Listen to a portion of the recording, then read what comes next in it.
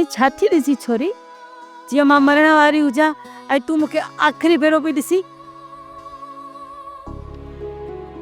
न अम्मा, अहिड़ी का बि ॻाल्हि न आहे। मां त इहो पे सोचियो त मुंहिंजी शादी खां पोइ तुंहिंजो ख़्यालु केरु रखंदो। हा, इहा ॻाल्हि त आहे। ये जेका बीमारी लॻी आहे इन त मूंखे अंदरां खाई खोखलो करे छॾियो। अॼु अदी नसीबा जे घर खां 3 सायूं खणी हिते पहुती आहियां। अम्मा, ही कमज़ोरी आहे, कमज़ोरी। तूं ताक़त जी दवाऊं खाईंदीअ न त मन थी वेंदी आहे। मूंखे पंहिंजी जान जी फिक्र कान्हे, बसि मुंहिंजी दिली ख़्वाहिश आहे त मां तुंहिंजी शादी ॾिसी पोइ मरां। अम्मा, अम्मा, मरण तुंहिंजा दुश्मन।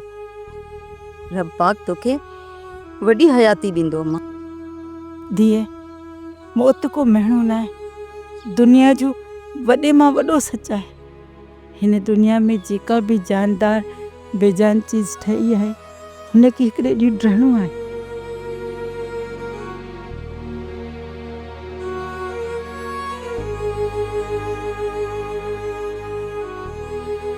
हाँ जानी, दे खबर, तबियत में आए को चाढ़ो या? चाढ़े न चाढ़े इहा मूंखे ख़बर न आहे, पर तयारी पूरी आहे। वरी केॾा संभरी आहीं जो तयारी आहे? जंहिं पार वेल कॾहिं न मोटंदा आहिनि। तूं मुंहिंजी मनी दही बशके मूमल जी शादीअ जो जल्दी बिलो कर, साथ कहिड़ो भरोसो। अम्मा, अम्मा, तूं अहिड़ियूं ॻाल्हियूं न कर, न त मां रोई ॾींदसि। अम्मा, छो थी उदास ॻाल्हियूं करे नीगिरी खे परेशान करी?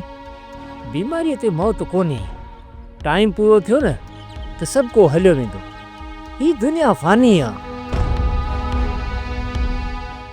सोप सीरियल वेरन जी वस्ती तमाम एपिसोड्स ॾिसो HD क्वालिटीअ में। विजिट करियो असांजो YouTube channel Sindh TV HD drama. Subscribe कयो असांजो official YouTube channel Sindh TV HD drama ऐं वधीक अपडेट लाइ बेल आइकन खे क्लिक करियो।